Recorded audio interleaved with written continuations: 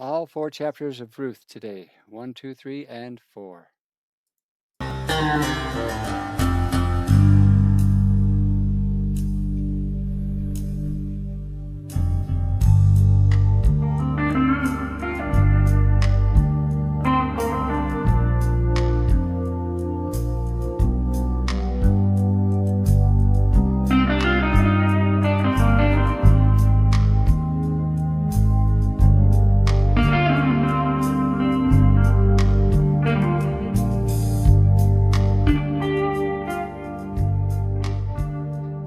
Welcome again to another episode of Papa John's Scripture Notes. Today it's the book of Ruth, which is a delightful book, a short 4-chapter book with so much beautiful. It's a plot line that we want. It's a plot line that ends with reward and happiness, unlike the book of Judges, which seemed to just spiral downward. I feel like we're going to rinse our ears out, to wash our minds out, the bitter taste, to get it out of our mouths with the book of Ruth today. Again, Papa John, the whole effort of this project is to try to get past the surface level of Scripture, not just read the ink on the page, but get back a little bit further. We don't have our Bible scholars today. I don't have Nehemiah, our Hebrew scholar. I don't have our Methodist minister, Keith Johnson, or Jono from Australia. I don't even have Jared Halverson, but I came across Deep Made Simple online, which I believe will help complement the verses and help us with a little context, which is important sometimes when reading, especially the King James Version of the Bible. Though I love the King James Version, I was raised on it, and it is still considered by Bible scholars even today to be the most, maybe not always the most accurate version of the Bible, but the most transparent. And there's several reasons why that's so, and I think I'll point a few of those out today as we go through the book of Ruth. Ruth's story is not one of kings or battles. It's the story of ordinary people facing extraordinary challenges, grief, poverty, and uncertainty. And yet, through quiet faithfulness and unwavering love, Ruth's life is transformed into a legacy of redemption. In a world that often feels fractured and self centered, this ancient tale reminds us of the power of sacrificial love, the beauty of loyalty, and the providence of a God who works through every detail of our lives. And I believe that. I can sense that in my life. Papa John has had too many amazing experiences I know what that feels like when he's involved down to the very detail. It's quite cool. The book of Ruth challenges us to trust God's unseen hand even when life feels uncertain. Picture this: a nation lost in chaos where the weight of brokenness presses on every heart. That was the era of the book of Judges. And thankfully, we're finished with that book. That's Papa John interjecting there. I'm so happy to be reading a story that has so much more hope in it and purpose. Um, but the book of Judges, there was a time when moral decline and famine swept across the land. Amid this darkness, the story of Ruth emerges like a song of hope. Traditionally attributed to the prophet Samuel, this narrative was likely penned as a testament to God's faithfulness in the bleakest of times. Ruth's loyalty wasn't just a personal triumph, it was a declaration of hope for generations. And I believe it's definitely it's a declaration of hope for us today. I would agree with that. Verse 1 of Ruth chapter 1. Now it came to pass in the days when the judges ruled that there was a famine in the land, and a certain man of Bethlehem, Judah, or Bethlehem, Yehudah in Hebrew, went to sojourn in the country of Moab, he and his wife and his 2 sons. And the name of the man was, we would say Eli Melech, but in Hebrew it's Eli Melech. And the name of his wife, Naomi. And the name of his 2 sons was Mahlon and Kilion. Kilion and Mahlon.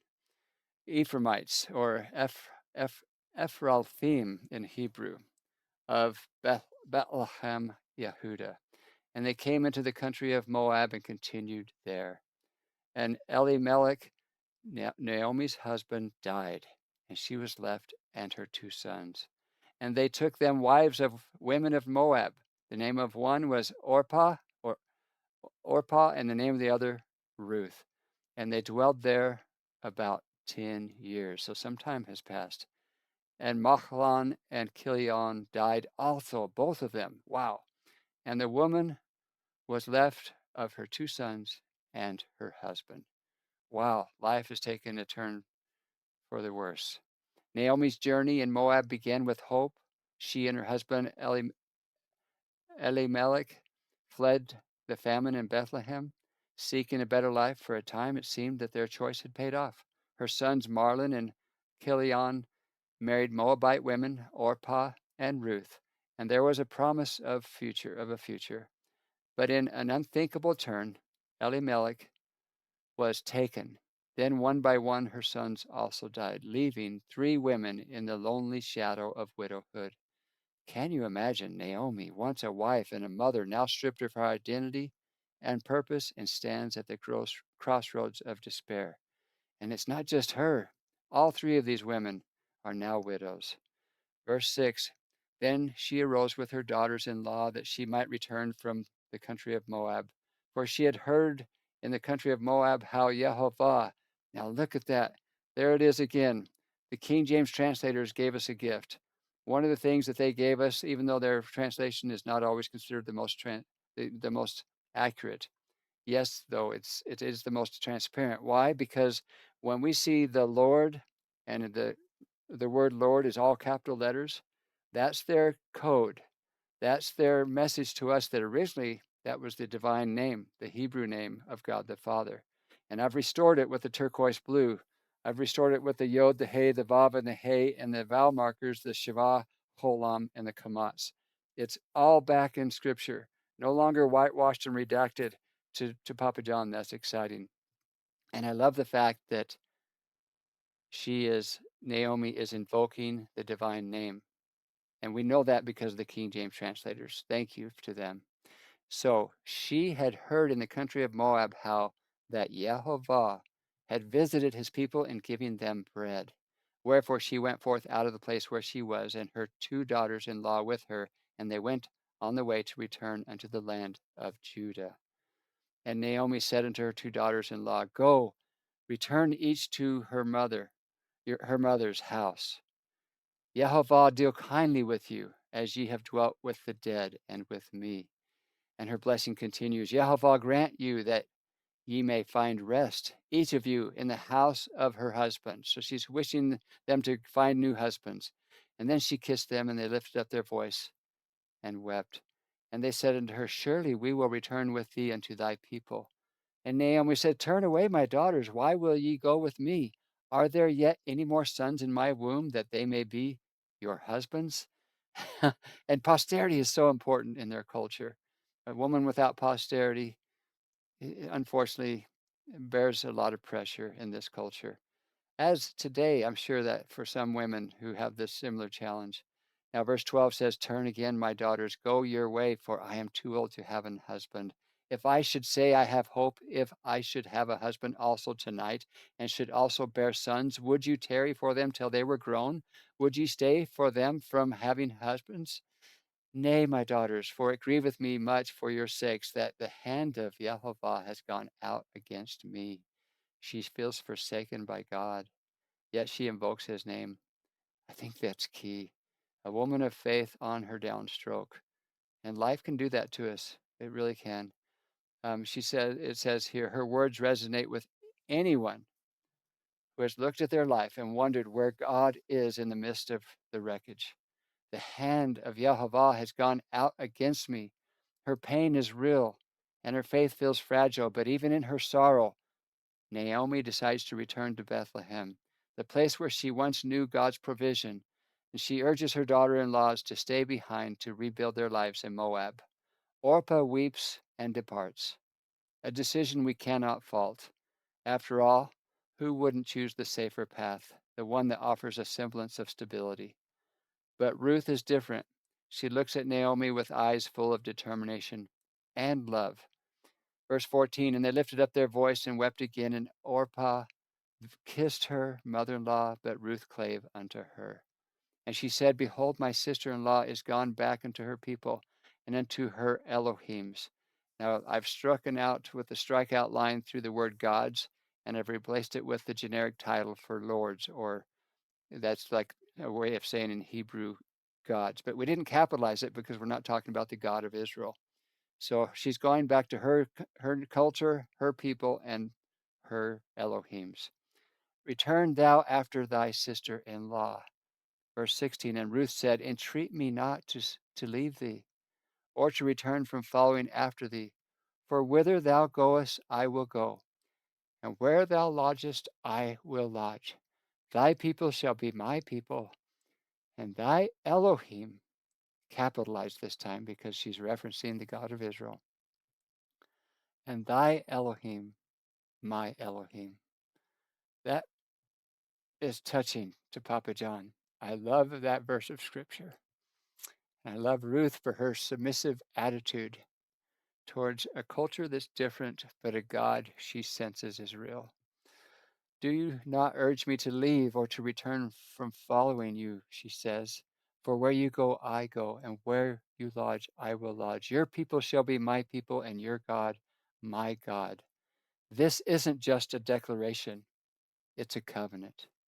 Ruth's words are a lifeline, a reminder that loyalty isn't always convenient. Her decision to leave everything familiar, to embrace a life of uncertainty, is the kind of faith that moves mountains. Think about a time when someone's loyalty carried you through.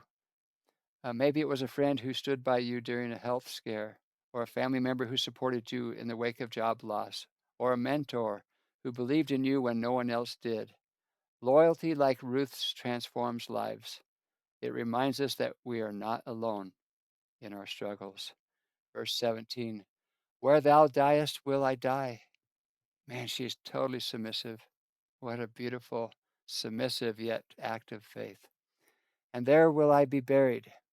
Yehovah, and here is the daughter-in-law Ruth, invoking the name just like Naomi, her mother-in-law. Yehovah, do so to me, and more also, if aught but death part thee and me. So only death will help us be separated. What poetry. What a beautiful just uh, declaration. Verse 18, when she saw that she was steadfastly minded to go with her, then she left speaking unto her. So they two went until they came to Bethlehem. And it came to pass when they were come to Bethlehem that all the city was moved upon them. And they said, is this Naomi? And she said unto them, call me not Naomi, call me Mara, for El Shaddai hath dealt very bitterly with me. Now you'll notice again that Papa John crossed out a word here. This time it's the word Almighty, a reference to God. And in Hebrew that is pronounced El Shaddai, which is beautiful. So she's saying, though, don't call me by my name, call me by a different name. Why is she doing that? Well, Deep Made Simple explains Naomi and Ruth's return to Bethlehem is bittersweet. The women of the town recognize Naomi, but are shocked by her appearance. Do not call me Naomi, she says, which means pleasant. Call me Mara, for the Almighty, for El Shaddai hath dealt very bitterly with me. And Mara, the root meaning of that word, means bitter. So she's saying, don't call me pleasant, call me bitter. Her words reflect a soul that feels abandoned by God. Yet as they settle back in Bethlehem, we see the first glimmers of hope. The barley harvest is beginning, and Papa John knows enough about the barley harvest to know that that means it's springtime in Jerusalem, in Bethlehem area. Barley harvest is beginning, and though Naomi cannot yet see it, God's providence is at work. Through Ruth's faithfulness, redemption is on the horizon. So Naomi returned, and Ruth the Moabitess, her daughter-in-law, with her, which returned out of the country of Moab, and they came to Bethlehem in the beginning of the barley harvest. This chapter speaks to anyone navigating their own sense or season of loss or transition. Maybe you felt like Naomi, returning to a place where you once called home, only to feel like a stranger. Or perhaps you've been a Ruth, choosing to stay by someone's side when walking away would have been easier. Either way, their story reminds us that God's plans often unfold in the most unexpected ways, even in the midst of our brokenness. And again, Papa John can only agree. That's an understatement. God, the things he's done for me in my brokenness are remarkable. Chapter 2. And Naomi had a kinsman of her husband, a mighty man of wealth of the family of Elimelech, and his name was Boaz. So here they are working through the barley harvest. And Ruth the Moabitess said unto Naomi, let me now go to the field and glean ears of corn. Now understand, in the English, in England, they always seem to translate grain into corn, but it was probably, as we know, grain would be barley in the springtime and wheat in the summer, or at the end of summer. So let me glean ears of barley after him whose sight I shall find grace. And she said unto her daughter, go, go, my daughter. For Ruth, this wasn't just a field, it was a battlefield survival hung in the balance, not just for her, but for her Naomi, her mother-in-law, who had lost everything. Ruth wasn't born into this land. She didn't belong here. To glean the leftover barley was an act of humility and courage, an unspoken admission of her poverty. But Ruth wasn't merely collecting grain. Every handful she gathered was a declaration of faith, a whisper to a God she barely knew but had chosen to trust. Picture ourselves standing at the edge of uncertainty, faced with a challenge so immense it feels insurmountable. Perhaps it was moving to a new city where you knew no one, perhaps stepping into a job that demanded more than you thought you could give, or, or picking up the pieces after a devastating loss.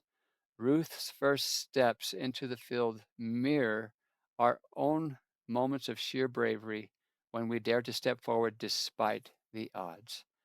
Verse 3, and she went and came and gleaned in the field after the reapers, and her hap was too light on part of the field belonging unto Boaz, who was of the kindred of Elimelech. And behold, Boaz came from Bethlehem and said to the reapers, Yehovah be with you. Isn't that beautiful? They would greet each other in the name, the divine name. It wasn't forbidden back then. They could just say it boldly. Yehovah be with you. And they answered and him, Yehovah bless thee. And then said Boaz unto his servant that was set over the reapers, whose damsel is this? Boaz, the owner of the field, a man of great wealth and even greater character, noticed her. Who is this young woman? He asked. Boaz could have ignored her. In fact, most landowners would have. She was just a gleaner, a foreigner, a widow, all labels that marked her as insignificant in the eyes of society. But Boaz saw more than a struggling woman. He saw her faithfulness, her loyalty to Naomi, and her courage to show up when life had given her every reason to stay hidden.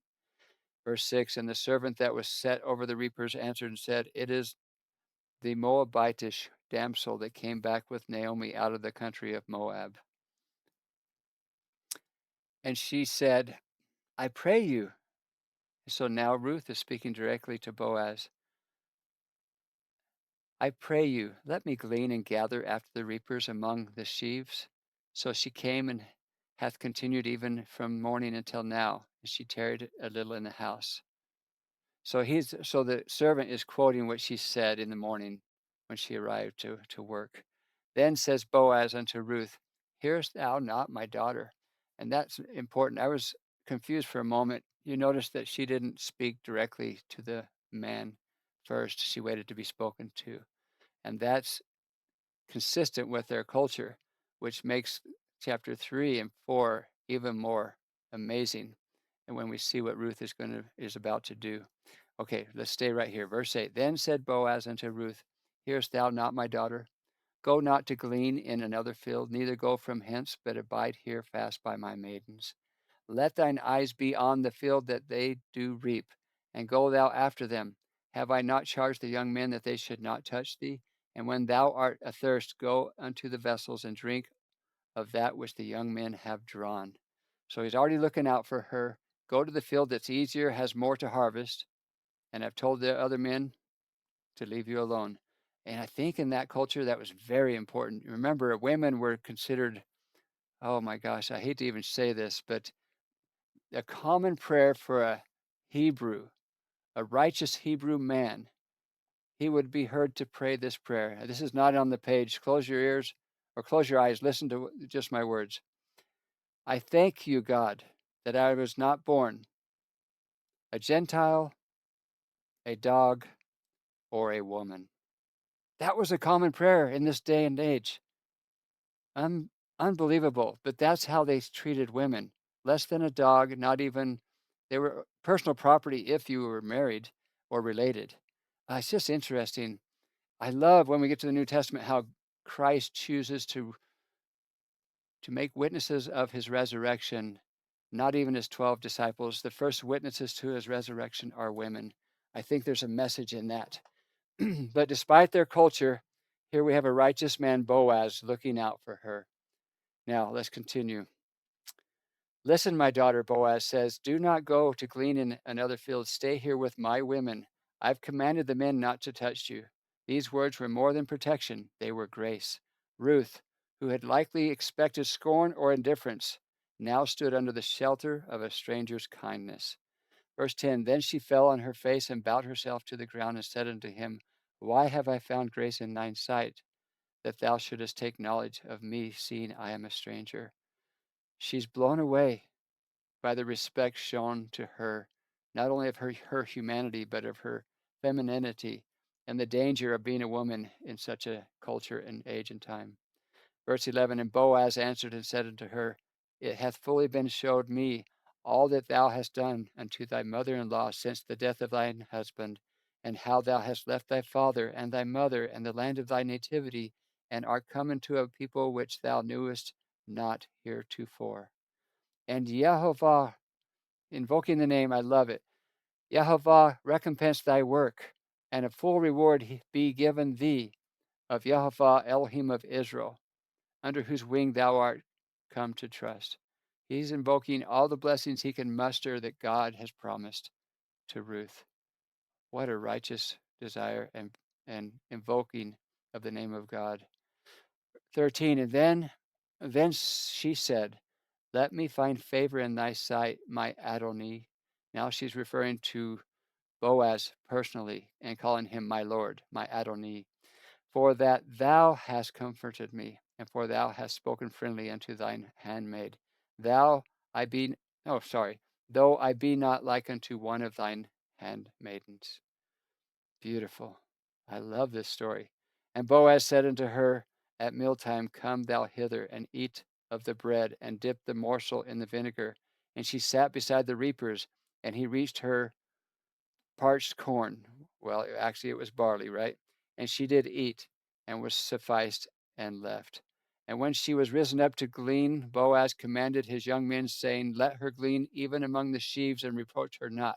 So she doesn't have to wait for them to harvest in the field and get the leftovers. She can go among the sheaves that are full, and they can't stop her.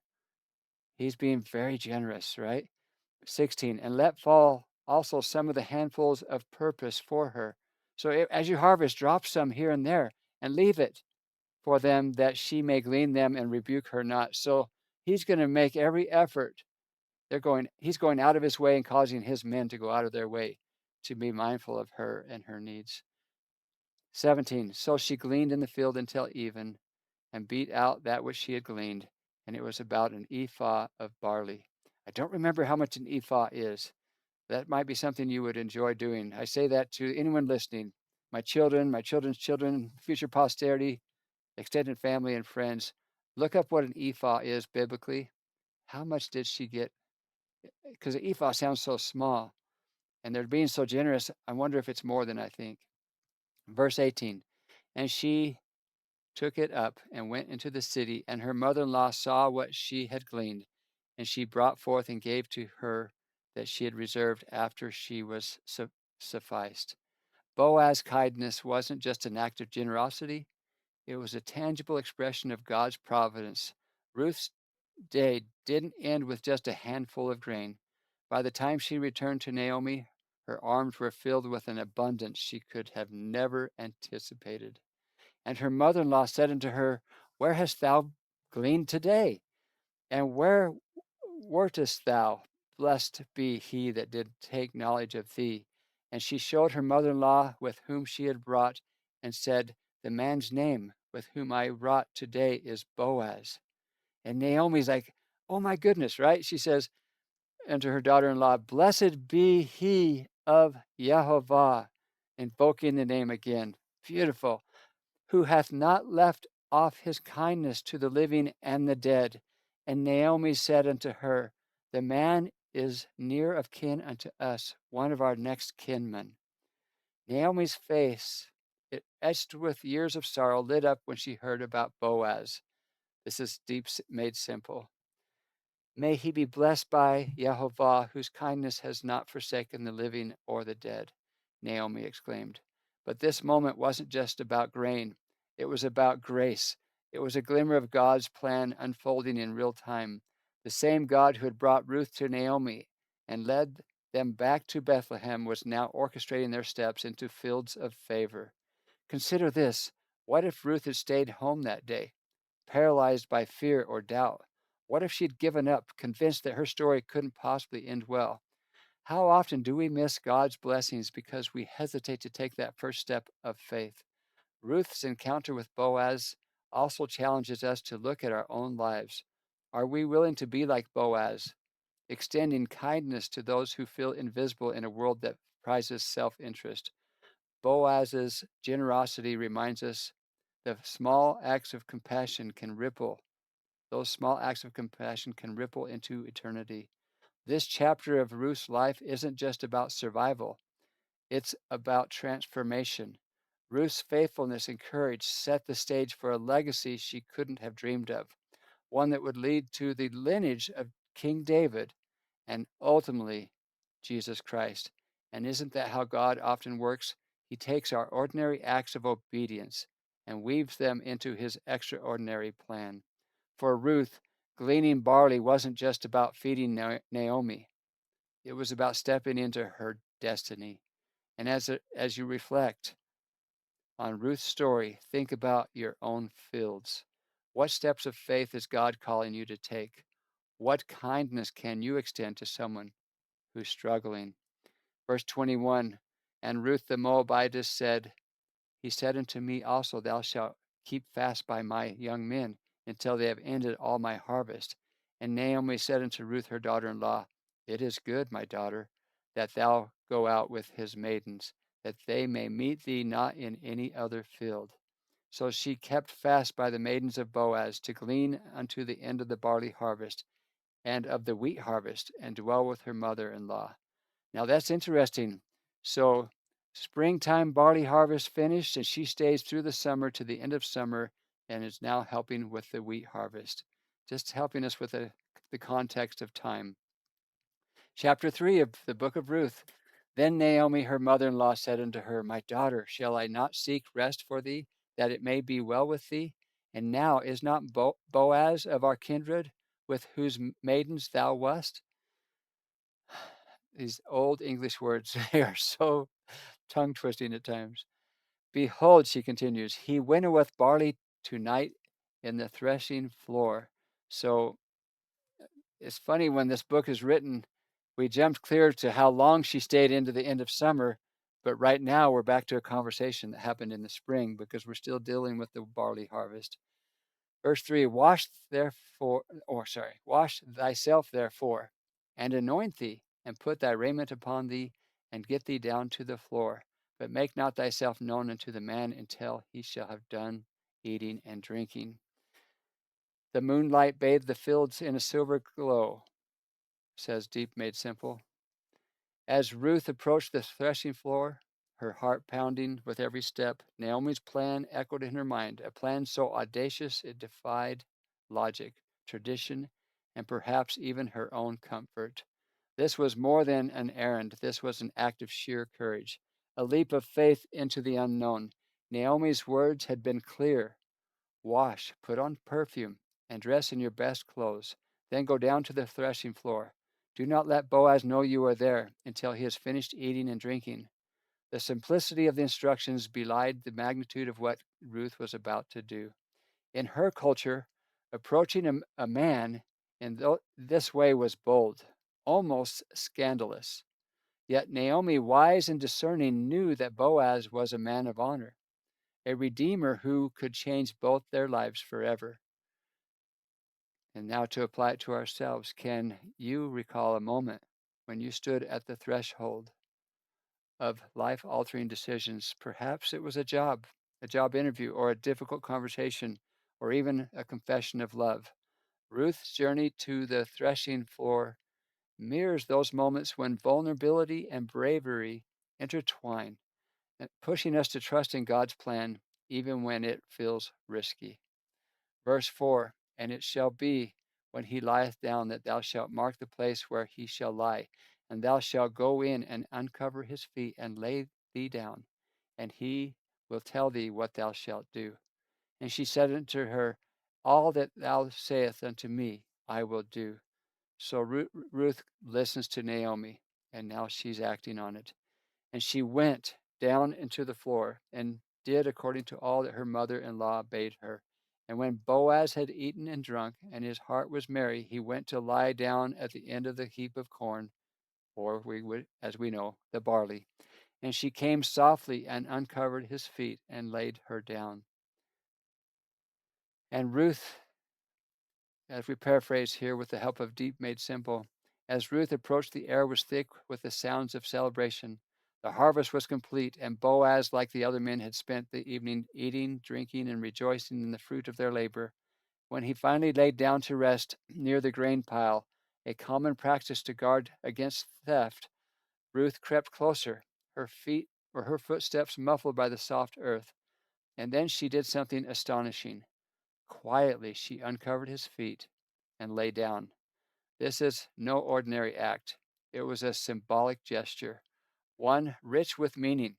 In this culture, uncovering someone's feet and lying at them was a way of asking for protection, a way of saying, I place myself under your care. Imagine the tension in that moment. Ruth, a foreign widow, exposing herself to rejection, misunderstanding, and perhaps even ridicule. But her boldness wasn't born of recklessness. And this is key to Papa John. Her boldness was not born of recklessness. It was rooted in faith, in Naomi's wisdom, and in Boaz's character, and ultimately in God's providence. I underline that sentence for a reason, because to me, minus any one of those, you might be out of line being so bold to approach a man, especially in this culture, in this way. But trusting in Naomi's wisdom and Boaz's character and in God is not reckless. It's rooted in faith. How beautiful is that? And it came to pass, verse 8, at midnight, that the man was afraid and turned himself, and behold, a woman lay at his feet. And he said, who art thou? And she answered, I am Ruth, thine handmaid. Spread therefore thy skirt over thine handmaid, for thou art a near kinsman. As midnight approached, as we paraphrase this whole story, Boaz stirred, feeling the chill of the night air on his uncovered feet. He awoke startled to find a woman lying at them. Who are you? He asked, his voice a mixture of confusion and concern. I am your servant Ruth, she replied, her voice steady despite the fluttering in her chest. Spread the corner of your garment over me, since you are a guardian redeemer of our family. Those words, spread the corner of your garment over me, were both an invitation and a declaration. Ruth wasn't just asking for protection, she was invoking the ancient concept of redemption. As a kinsman redeemer, Boaz had the legal and moral authority to marry Ruth, redeem Naomi's land, and secure their future. I'm so grateful for that insight. We're definitely getting past the ink on the page, aren't we? And that's what Papa John's trying to do every episode. Verse 10, and he said, blessed be thou, Yehovah, my daughter, thou of Yehovah. Did you see that? I'm going to read that again. And he said, blessed be thou of Yehovah, my daughter, for thou hast showed more kindness in the latter end than at the beginning, as much as thou followest not young men, whether poor or rich. And now, my daughter, fear not, I will do to thee all that thou requestest or requirest, for all the city of my people doth know that thou art a virtuous woman. And he's impressed with the fact that she's not desperate and chasing younger men, poor or rich, in an effort to get a husband. And she's followed his instructions to stay in my fields, and he's instructed the men to leave her alone, and she's trusted his words. This is extraordinary. And she's known as a virtuous woman, and he's known as an honorable man. I love that. Boaz's response was as extraordinary as Ruth's proposal. Rather than reacting with anger or dismissiveness, he praised her for her loyalty and integrity. "The Lord bless you, my daughter," he said. "This kindness is greater than that which you showed earlier. You have not run after the younger men, whether rich or poor. And now, my daughter, don't be afraid. I will do for you all that you ask." In that moment, Boaz affirmed Ruth's worth and her courage, her value and her courage. He recognized her faithfulness, not only to Naomi, but to God's plan for their lives. But Boaz's integrity doesn't stop there. Verse 12, "And now it is true that I am thy near kinsman. Howbeit there is a kinsman nearer than I." So, aware of another kinsman redeemer who was closer in relation, he vowed to resolve the matter the following day, ensuring that everything would be done honorably. And if you don't know what the law of levirate is, this is the law when if I had a brother pass away and left a widow, it was my responsibility in that culture to make sure that she came under my responsibility, and that if there were any children born to that union, they would be under the name of my brother, so that his lineage would continue. There's a whole bunch that you can study about the law of levirate, and that's what they're honoring and upholding here.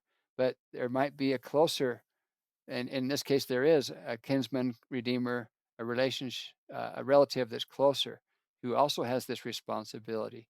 So now we see the wisdom in Boaz. Now, before we do that, though, let's apply this story to ourselves. Think about the boldness it takes to put your future in someone else's hand. Ruth's actions remind us that faith often requires vulnerability, a willingness to step out, speak up, and trust God's provision, even when the outcome is uncertain. Have you ever had to take a simple or a similar leap? Maybe you opened up about a deeply held dream, sought help during a crisis, or made a decision that defied logic but felt divinely led. Boaz's response also challenges us to consider how we react when someone entrusts us with their vulnerability. Do we meet them with grace and integrity as Boaz did, or do we let fear or selfishness dictate our actions? Verse 13, "Tarry this night." He's promising her, "I'm going to resolve this quickly. Tarry this night, and it shall be in the morning that if he will perform unto thee the part of a kinsman, well, let him do the kinsman's part." So he's willing to let the other kinsman step forward if he's willing to. But here's the but. "But if he will not do the part of a kinsman to thee, then will I do the part of a kinsman to thee. As Jehovah liveth," he's invoking the name and making a covenant. He's an oath covenant with Ruth. And then says, "Lie down until the morning." And she lay at his feet until the morning. And she arose up before one could know another. So it's still dark outside. And he said, "Let it not be known that a woman came into the floor." And he um, he said, "Bring the veil that thou hast upon thee and hold it." And when she held it, he measured 6 measures of barley and laid it on her. And she went into the city. So he gives her food to boot as she leaves. Amazing. And verse 16, "And when she came to her mother-in-law, she said, Who art thou, my daughter?" And she told her all that the man had done to her. And she said, "These six measures of barley gave he me. For he said to me, Go not empty unto thy mother-in-law. Then said she, Sit still, my daughter, until thou know how the matter will fall. for the man will not be in rest until he have finished the thing this day. Naomi really knows her culture, doesn't she? She knows the men and she knows how to work it. It's inspired. She's not just playing the system, she's looking for doing it in a proper way. I love Naomi for that. My mission president's wife, her name was Naomi. She said as a child she didn't like her name. As she grew older, she embraced her name, and I can see why. As Ruth returned to Naomi with 6 measures of barley, a gift from Boaz, the older woman's face lit up with hope. Wait, my daughter, Naomi said, her voice filled with quiet assurance. Wait until you find out what happens, for the man will not rest until the matter is settled today. This chapter is a testament to the power of boldness and the faithfulness of a God who orchestrates even the smallest details of our lives. Ruth's courage and Boaz's honor set the stage for a redemption story that will echo through generations, culminating even in the lineage of Christ, which I just love that.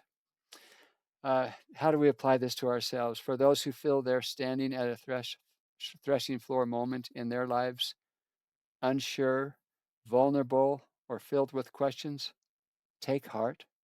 Ruth's story reminds us that God is in the business of redemption, turning our acts of faith into the foundation of his plans.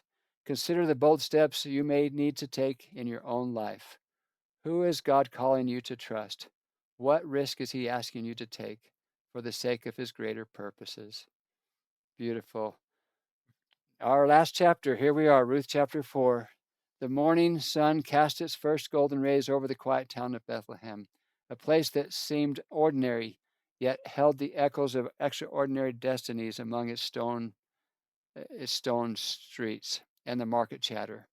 Boaz, a man known for his honor and compassion, walked with purpose towards the city gates. Why the city gates? Interjecting here, Papa John has learned that is the place where business transactions take place and where legal notices were made and like the transfers of titles and deeds and all that. That's the purpose of the city gates. That's why he's going there. Today, he wasn't just a landowner or a leader. Today, he would step fully into God's plan as a kinsman redeemer, a role that would change not only Ruth's life, but history itself. Imagine Ruth and Naomi that morning waiting in hushed anticipation. For Ruth, a Moabite widow who had left everything behind to follow Naomi. And Naomi's God. She's not just following Naomi, she's following Naomi's God. This moment carried the weight of every risk she'd ever taken. Would the man who showed her kindness in the fields now seal her redemption? Would her story of faithfulness finally find its reward at the gate? Boaz gathered the elders, a public step um, required for any legal transaction. The scene was tense, yet sacred. As Boaz begins to speak, he didn't waste words. Verse 1, Then Boaz went to the gate and sat him down there, and behold, the kinsman of whom Boaz spake came by, unto whom he said, Ho, such a one, turn aside, sit down here. And he turned aside and sat down. And he took 10 men of the elders of the city and said, Sit down here. And they sat down. And he said unto the kinsman, Naomi, that is come again out of the country of Moab, selleth the parcel of land which was our brother Elimelech's, or Elimelech's. So Naomi, just to interject in the story here, Naomi, who has come back from Moab, is selling the piece of land that belongeth to our relative, Elimelech. I thought I should bring the matter to your attention. I like the way this is paraphrased in English that's easier flowing for us today. But Boaz was more than strategic. He is bold, as the closer relative initially expresses interest in redeeming the land. But Boaz then reveals the full weight of the commitment. Verse 4, And I thought to advertise thee, saying, Buy it before the inhabitants and before the elders of my people. So there'd be witnesses to this business transaction. If thou wilt redeem it, redeem it. But if thou wilt not redeem it, then tell me, that I may know, for there is none to redeem it besides thee, and I am after thee. And he said, I will redeem it. Oh no. right? We want this love story to work out. But he says, no, I will redeem it. On the day you buy the land from Naomi, you also acquire. So I'm going to read verse 5 first. Then said Boaz, what day thou buyest the field of the hand of Naomi, thou must buy it also of Ruth the Moabitess, the wife of the dead, to raise up the name of the dead upon his inheritance. Remember, it's done for the dead. All that is for their lineage, right? So let me go back to the highlighted, uh, deep made simple. Paraphrasing verse 5, on the day you buy the land from Naomi, this will help us understand it. It's a little better, more modern English. You also acquire Ruth, so it comes with Ruth, the Moabite, the dead man's widow, in order to maintain the name of the deed with this property, with his property. So the relative quickly declined. At first, he says, I'll redeem it. But he now quickly declined. Redeeming the land alone was manageable, but taking on Ruth meant responsibility, sacrifice, and a legacy. And the kinsman said, I cannot redeem it for myself, lest I mar mine own inheritance. Redeem thou my right to thyself, for I cannot redeem it. So this plot twist goes in our favor, as we all want the love story to work out. Verse 7, and this, so taking off a shoe. So now this was the manner in former times in Israel concerning redeeming and concerning changing. For to confirm all things, a man plucked off his shoe and gave it to his neighbor. And this was a testimony in Israel. Therefore the kinsman said unto Boaz, buy it for thee. So he drew off his shoe. He removed his sandal, the symbolic act of relinquishment, and declared that Boaz could step in as the rightful redeemer for Ruth and Naomi. This moment was nothing short of miraculous. Ruth, the foreigner, the widow, the outsider, was now embraced into Israel's community and God's covenantal promises. So, again, how do we apply this to our lives? Have you ever found yourself in Ruth's shoes, wondering if your faithfulness, despite overwhelming odds, would ever bear fruit? Maybe it's the single mother who sacrifices her own dreams to give her child a better future, or a young professional who holds on to integrity in a cutthroat industry, even when it seems to cost them everything. Ruth's story is a testimony that God sees, honors, and rewards faithfulness in his perfect time. And Papa John would add, all I can say in my life thus far, God seems to honor those who honor him. And I've found that in my life personally.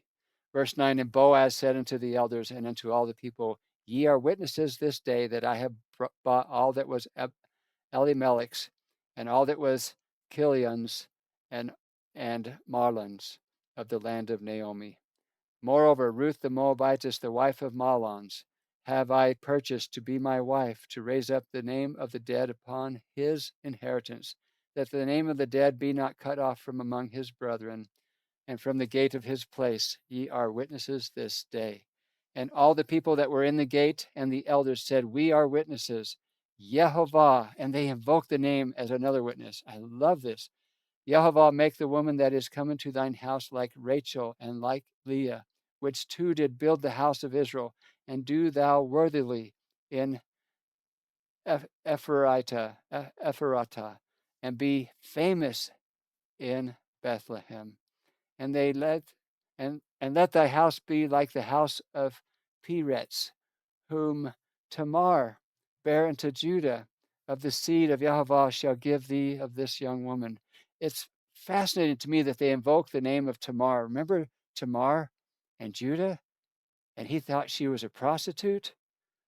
And now we find that Tamar is not only, she's a great, great, great, great, great grandmother of Christ and of King David.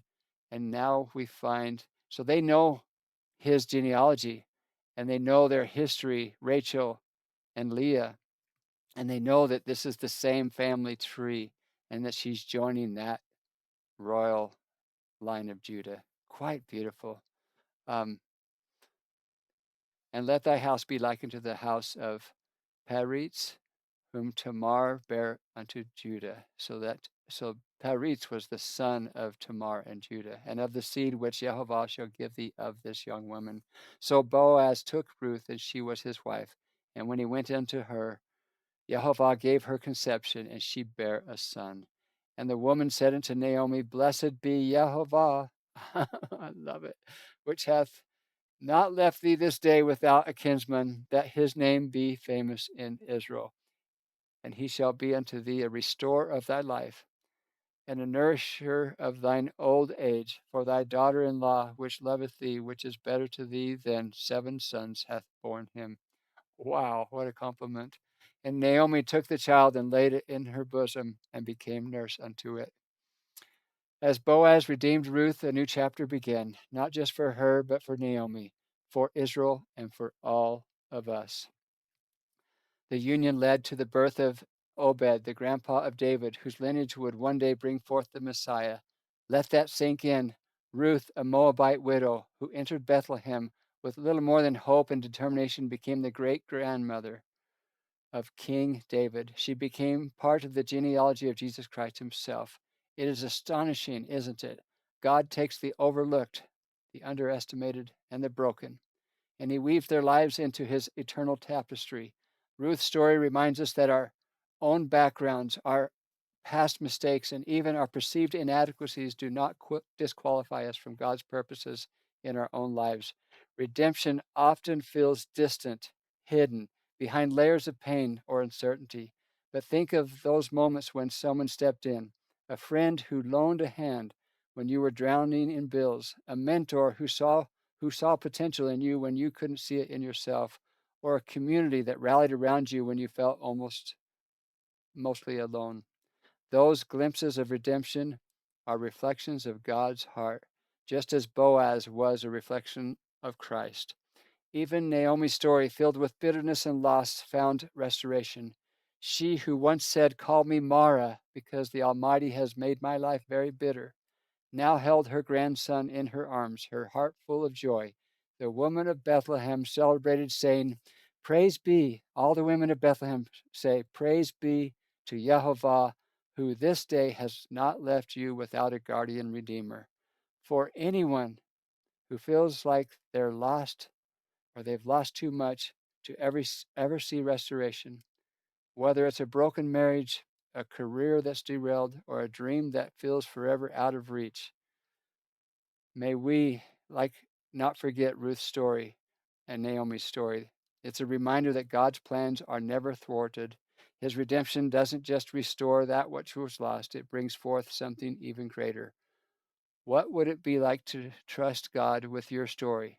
To believe that even in the waiting and in the heartbreak, He is working all things for good. Perhaps it's time to lay down the need to understand every twist and turn and simply say, Yehovah, I trust you to redeem. And as we close this chapter, remember that the story of Ruth and Boaz points us to the ultimate Redeemer, Jesus Christ. Just as Boaz paid the price to secure Ruth's future, Christ has paid the ultimate price to secure the cross and to secure our futures. So whether you feel like Ruth as an outsider looking in, or Naomi weary from life's blows, take heart. Redemption is not just a possibility, it's a promise. Ruth's legacy is a challenge to us all. Are we willing to trust God with our stories, to remain loyal when it costs us something, to believe that He is writing a greater narrative than we could ever imagine? As you ponder these questions, I encourage you to take Ruth's example to heart. Trust that your faithfulness matters, even when it feels unseen. Know that God is weaving your life into His divine tapestry, just as He did for Ruth. And with that, Papa John's going to end this episode. I couldn't say it better. We certainly do love and serve a great God. I know that to be a fact. And I look forward to talking to everyone again soon.